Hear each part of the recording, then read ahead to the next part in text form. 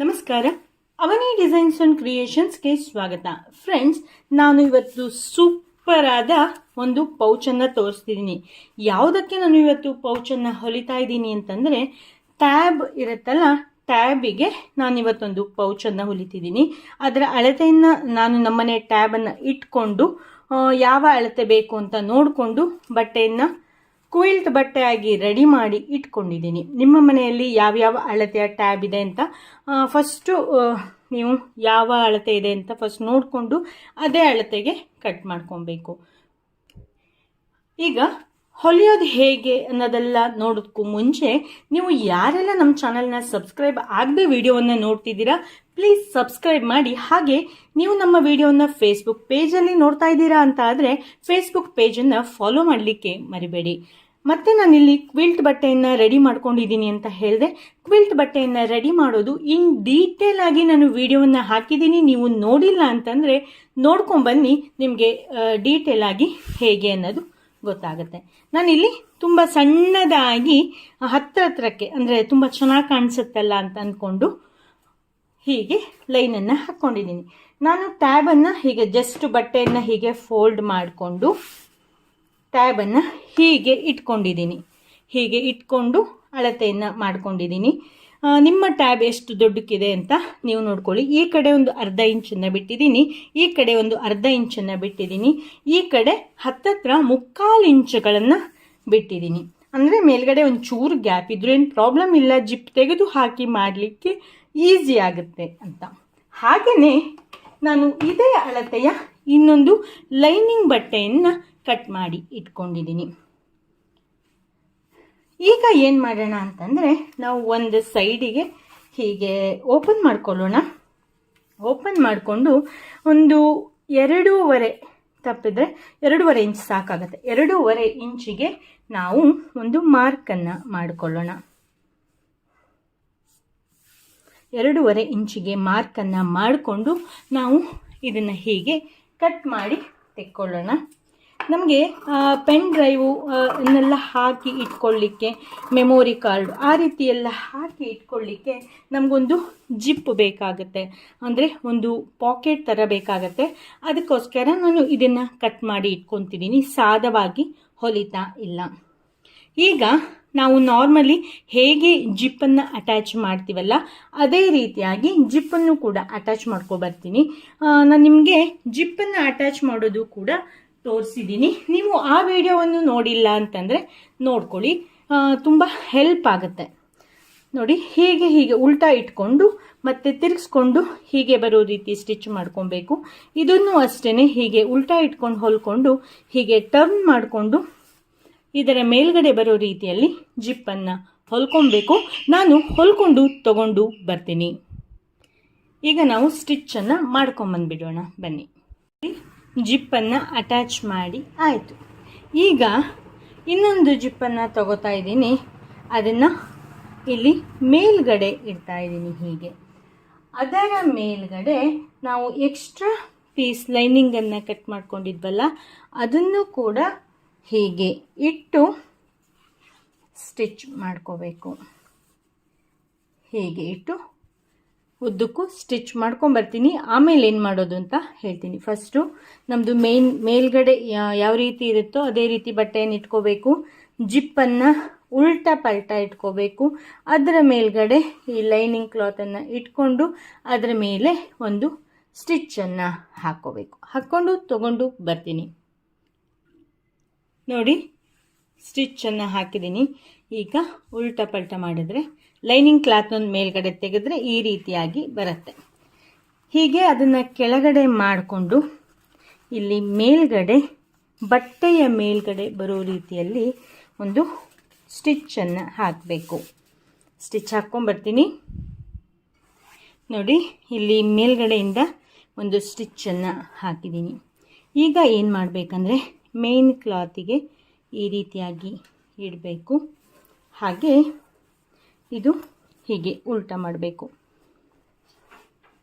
ಇಲ್ಲೊಂದು ಫಸ್ಟ್ ಹೀಗಿದೆಯಲ್ಲ ಅದನ್ನು ಹೀಗೆ ಫೋಲ್ಡ್ ಮಾಡಬೇಕು. ಆಮೇಲೆ ಇದನ್ನು ಇಲ್ಲಿಗೆ ಸ್ಟಿಚ್ ಮಾಡಬೇಕು. ಹೀಗೆ ಇಟ್ಕೊಂಡು ಸ್ಟ್ರೈಟಾಗಿ ಒಂದು ಸ್ಟಿಚ್ಚನ್ನು ಹಾಕ್ಕೋಬೇಕು. ಹೀಗೆ ಮೇಲ್ಗಡೆ ಒಂದು ಸ್ಟಿಚ್ಚನ್ನು ಹಾಕ್ಕೊಬರ್ತೀನಿ. ಆಮೇಲೆ ಉಲ್ಟಾ ಮಾಡಿಕೊಂಡು ಅದರ ಮೇಲ್ಗಡೆ ಬರೋ ರೀತಿಯಲ್ಲಿ ಸ್ಟಿಚ್ಚನ್ನು ಹಾಕ್ಕೋಬೇಕು. ನೋಡಿ ಹೀಗೆ ಕಾಣಿಸುತ್ತೆ. ಈಗ ಏನು ಮಾಡಬೇಕಪ್ಪ ಅಂತಂದರೆ ಇದು ಜಿಪ್ ಇದೆಯಲ್ಲ, ಜಿಪ್ಪನ್ನು ಓಪನ್ ಮಾಡಿಬಿಡಬೇಕು. ಓಪನ್ ಮಾಡಿದ್ರೆ ನಮಗೆ ಈ ಲೈನಿಂಗ್ ಬಟ್ಟೆ ಒಳಗಡೆ ಹೋಗುತ್ತೆ. ಈಗ ನಾವು ಈ ಕಡೆ ಸೈಡಲ್ಲಿ ಮೇಲ್ಗಡೆ ಒಂದು ಸ್ಟಿಚ್ಚನ್ನು ಹಾಕಿದ್ವಲ್ಲ, ಅದೇ ರೀತಿಯಾಗಿ ಇಲ್ಲೂ ಅಷ್ಟೇ ಈ ರೀತಿ ಇಟ್ಕೊಂಡು ಇಲ್ಲಿ ಮೇಲ್ಗಡೆ ಒಂದು ಸ್ಟಿಚ್ಚನ್ನು ಹಾಕ್ಕೋಬೇಕು. ಹಾಕ್ಕೊಂಡು ಬರ್ತೀನಿ. ಈ ಕಡೆಯೂ ಕೂಡ ಸ್ಟಿಚ್ ಹಾಕಿ ಆಯಿತು. ಈಗ ರನ್ನರನ್ನು ಹಾಕೋ ಸಮಯ. ನಾನು ರನ್ನರನ್ನು ಕೂಡ ಡೀಟೇಲಾಗಿ ಹಾಕೋದು ಹೇಗೆ ಅನ್ನೋದನ್ನು ತೋರಿಸಿದ್ದೀನಿ. ನೀವು ಅದನ್ನು ನೋಡಿಲ್ಲ ಅಂತಂದರೆ ನೋಡಿಕೊಂಡು ಬನ್ನಿ.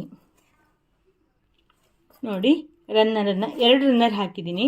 ಏನಕ್ಕಂದರೆ ನಾವು ತೆಗೆದು ಹಾಕಿ ಮಾಡೋದು ಜಾಸ್ತಿ ಆಗುತ್ತಲ್ಲ, ಅದಕ್ಕೋಸ್ಕರ.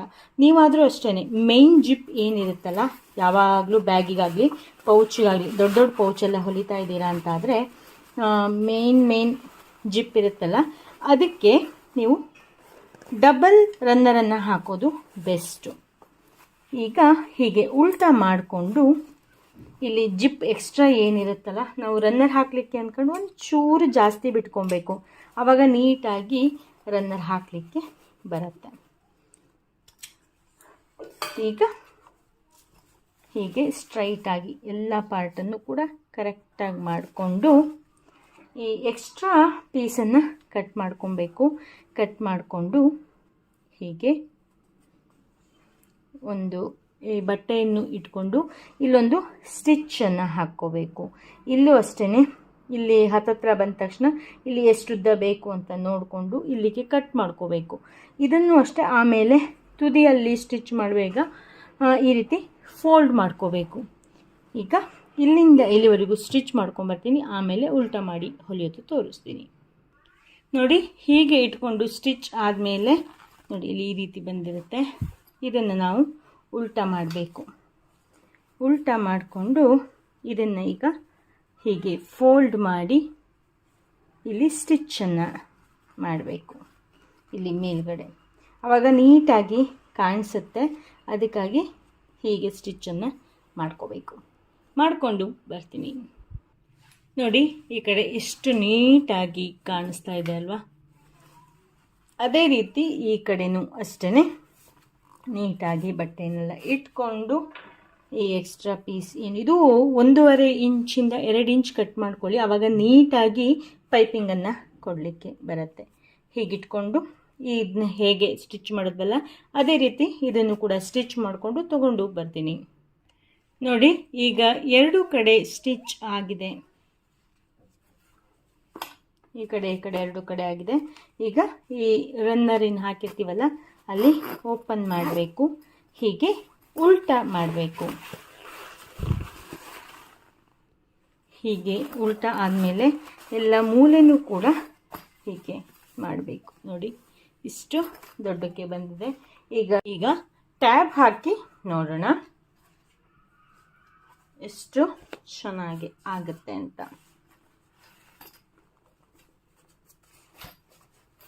ಕರೆಕ್ಟ್ ಫಿಟ್ಟಿಂಗ್ ಇದೆ ಟ್ಯಾಬಿಗೆ. ಅಂದರೆ ಹೀಗೆ ಟೈಟ್ ಆಗಿದ್ರೇ ಚೆನ್ನಾಗಾಗುತ್ತೆ. ಒಟ್ಟು ಹಾಕಕ್ಕೆ ಬರಬೇಕು, ತುಂಬ ಟೈಟ್ ಆಗಿರಬಾರ್ದು. ನಾರ್ಮಲ್ ಕರೆಕ್ಟಾಗಿ ಇದೆ ನೋಡಿ ಎಷ್ಟು ಪರ್ಫೆಕ್ಟಾಗಿ ಇದೆ ಫ್ರೆಂಡ್ಸ್. ಇಲ್ಲೂ ಅಷ್ಟೇ ನಾವು ನಮ್ಮ ಪೆನ್ ಡ್ರೈವ್ ಆಗಿರ್ಬೋದು, ಏನೋ ಒಟ್ಟು ಟ್ಯಾಬಿಗೆ ಸಂಬಂಧಪಟ್ಟಿರೋದನ್ನು ಇಲ್ಲಿ ಹಾಕ್ಕೊಬೋದು, ಈಸಿಯಾಗಿ ಇಟ್ಕೊಬೋದು. ಎಷ್ಟು ಚೆನ್ನಾಗಾಯ್ತು ಅಲ್ವಾ ಫ್ರೆಂಡ್ಸ್? ಟ್ಯಾಬನ್ನು ಕೂಡ ಭದ್ರವಾಗಿ ಚೆನ್ನಾಗಿ ಇರುತ್ತೆ. ಎಷ್ಟು ಚೆನ್ನಾಗಾಯ್ತಲ್ವಾ ಫ್ರೆಂಡ್ಸ್? ನಾವು ಇವತ್ತು ಸೂಪರ್ ಹಿಟ್ ಆದ ಎಲ್ಲರಿಗೂ ಯೂಸ್ ಆಗುವಂಥ, ಮಕ್ಕಳಿಂದ ವಯಸ್ಸಾದವರಿಗೂ ಕೂಡ ಯೂಸ್ ಆಗುವಂಥ ಒಂದು ವಸ್ತುವನ್ನು ಇವತ್ತು ಸ್ಟಿಚ್ ಮಾಡಿ ತೋರಿಸ್ತಾ ಇದ್ದೀನಿ. ಅದು ಏನಪ್ಪ ಅಂತಂದರೆ ಹೇಳ್ತೀನಿ. ಅದಕ್ಕೂ ಮುಂಚೆ ನೀವು ಯಾರೆಲ್ಲ ನಮ್ಮ ಚಾನಲ್ಗೆ ಸಬ್ಸ್ಕ್ರೈಬ್ ಆಗಿಲ್ವೋ ಸಬ್ಸ್ಕ್ರೈಬ್ ಮಾಡಿ, ಪಕ್ಕದಲ್ಲಿರೋ ಬೆಲ್ ಐಕಾನ್ನ ಪ್ರೆಸ್ ಮಾಡಿ. ಫ್ರೆಂಡ್ಸ್ ನಾನಿವತ್ತು ಶೈನಿಂಗ್ ಬ್ಲೌಸ್ ಪೀಸ್ ತೊಗೊಂಡಿದ್ದೀನಿ. ಹಾಗೆ ಅದೇ ಕಲರಿನ ಅಂದರೆ ಅದರಲ್ಲೆಲ್ಲ ಸ್ವಲ್ಪ ಲೈಟ್ ಕಲರ್ ಕಾಟನ್ ಬ್ಲೌಸ್ ಪೀಸನ್ನು ಮತ್ತೊಂದು ಲೈನಿಂಗ್ ಪೀಸ್ ಆಗಿ ತಗೊಂಡಿದ್ದೀನಿ. ಹಾಗೆ ಒಳಗಡೆ ನಾನು ಇವತ್ತು ಸ್ಪಂಜ್ ಹಾಕಿಲ್ಲ. ಕೆಲವ್ರು ಕೇಳ್ತಾ ಇದ್ರು ನಮ್ಮ ಹತ್ರ ಸ್ಪಂಜ್ ಇಲ್ಲ ಅಂದರೆ ಏನು ಮಾಡಬೇಕು ಅಂತ. ಅದಕ್ಕಾಗಿ ನಾನು ಏನು ಮಾಡಿದ್ದೀನಿ, ಇಲ್ಲಿ ಕೋರಾ ಬಟ್ಟೆ ಅಥವಾ ನಿಮ್ಮ ಹತ್ರ ಯಾವುದು ಹಳೆ ಬೆಡ್ ಸ್ಪ್ರೆಡ್ ಇದ್ದರೆ ಅದನ್ನು ಕೂಡ ಇದ್ರ ಒಳಗಡೆ ಹಾಕ್ಕೊಬೋದು. ನಾನು ನಿಮಗೆ ಎಲ್ಲರಿಗೂ ಸಣ್ಣ ಮಕ್ಕಳಿಂದ ಹಿಡಿದು ದೊಡ್ಡವರಿಗೂ ಕೂಡ ಯೂಸ್ ಆಗುತ್ತೆ ಅಂತ ಅಂದೆ. ಏನಾಗಿರ್ಬೋದಪ್ಪ ಅಂತ ಯೋಚನೆ ಮಾಡ್ತಿದ್ದೀರಾ? ನಾನು ಇವತ್ತೊಂದು ಫೈಲನ್ನು ಹೊಲಿಯೋದು ಹೇಗೆ, ನಮ್ಮ ಡಾಕ್ಯುಮೆಂಟ್ಸನ್ನು ಭದ್ರವಾಗಿ ಇಡಲು ಮನೆಯಲ್ಲೇ ನಾವು ಹೇಗೆ ಫೈಲನ್ನು ರೆಡಿ ಮಾಡ್ಕೊಬೋದು ಅನ್ನೋದನ್ನು ತೋರಿಸ್ತೀನಿ. ನಾನು ಯಾವ ಅಳತೆಯನ್ನು ತಗೊಂಡಿದ್ದೀನಿ ಎಲ್ಲದನ್ನೂ ಕೂಡ ನಿಮಗೆ ಡೀಟೇಲ್ ಆಗಿ ಹೇಳ್ತೀನಿ. ನಾನು ಅದರಲ್ಲಿ ಕ್ವಿಲ್ಟ್ ಬಟ್ಟೆಯನ್ನು ರೆಡಿ ಮಾಡಿಕೊಂಡು ತಂದಿದ್ದೀನಿ. ಅಂದರೆ ಕ್ವಿಲ್ಟ್ ಬಟ್ಟೆ ರೆಡಿ ಮಾಡೋದು ತೋರಿಸಿದ್ರೆ ತುಂಬ ಟೈಮ್ ಆಗುತ್ತೆ ಅಂತ. ಈಗ ಹೇಗೆ ಹೊಲಿಯೋದು ಮತ್ತು ಯಾವ ಅಳತೆ ಅಂತ ನೋಡೋಣ ಬನ್ನಿ. ಹೀಗೆ ಇಟ್ಕೊಂಡ್ಬಿಡೋಣಲ್ಲ. 13 ಇಂಚು ನೋಡಿ, 13 ಇಂಚು ಉದ್ದ. 13 ಅಂದರೆ 26 ಇಂಚು ಉದ್ದವನ್ನು ಇಟ್ಕೊಬೇಕು. ಹಾಗೆ 15.75 15.25 ಅಂತ ಅಂದ್ಕೊಳ್ಳಿ. 15.25 ಅಗಲ. ಹೀಗೆ ಡಬಲ್ ಫೋಲ್ಡ್ ಇದೆ. ಹೀಗೆ ಉದ್ದ 26 ಇಂಚು, ಹೀಗೆ 15.25 ಇಂಚು. ನಾವೀಗ ಏನು ಮಾಡಬೇಕಪ್ಪ ಅಂತಂದರೆ, ಫಸ್ಟು ಫೋಲ್ಡ್ ಮಾಡಿ ಹೊಲಿಯೋದನ್ನೆಲ್ಲ ಫಸ್ಟು ಹೊಲ್ಕೊಂಬಿಡೋಣ. ಈಗ ನಾವು ಒಂದು ಸೈಡಲ್ಲಿ ಏನು ಮಾಡಬೇಕು ಅಂದರೆ, ಹೀಗೆ 1/4 ಇಂಚಷ್ಟು ಮಡಚಿ ಇದನ್ನು ಅಗಲವನ್ನು ಒಂದು ಸ್ವಲ್ಪ ಜಾಸ್ತಿ ಇಡಬೇಕು. ಏನಕ್ಕೆ ಅಂದರೆ ನೆಕ್ಸ್ಟ್ ನಮಗೆ ಅದನ್ನು ಲಾಕ್ ಮಾಡಲಿಕ್ಕೆ ಜಾಗ ಬೇಕಲ್ಲ, ಅದಕ್ಕೋಸ್ಕರ. ನಾನು ಲಾಕ್ ಮಾಡಲಿಕ್ಕೆ ಏನು ಯೂಸ್ ಮಾಡ್ತಿದ್ದೀನಿ ಅಂತ ಹೇಳ್ತೀನಿ. ಹೀಗೆ ಒಂದು 1/4 ಇಂಚನ್ನು ಮಡಚಿ, ಹೀಗೆ 1 ಇಂಚಿನಷ್ಟು ಎಕ್ಸ್ಟ್ರಾ ಮಡಚಿ, ಹೀಗೆ ಮಡಚಿ ಹೊಲ್ಕೋಬೇಕು. ನಾನು ಇದನ್ನು 15.25 ಇಂಚ್ ಇದೆಯಲ್ಲ, ಆ ಜಾಗನ ಮಡ್ಚ್ಕೊತಾ ಇದ್ದೀನಿ. ಹೀಗೆ ಅಗಲವನ್ನು, ಹೀಗೆ ಉದ್ದವನ್ನು ಏನೂ ಮಾಡೋಕ್ಕೆ ಹೋಗಬೇಡಿ.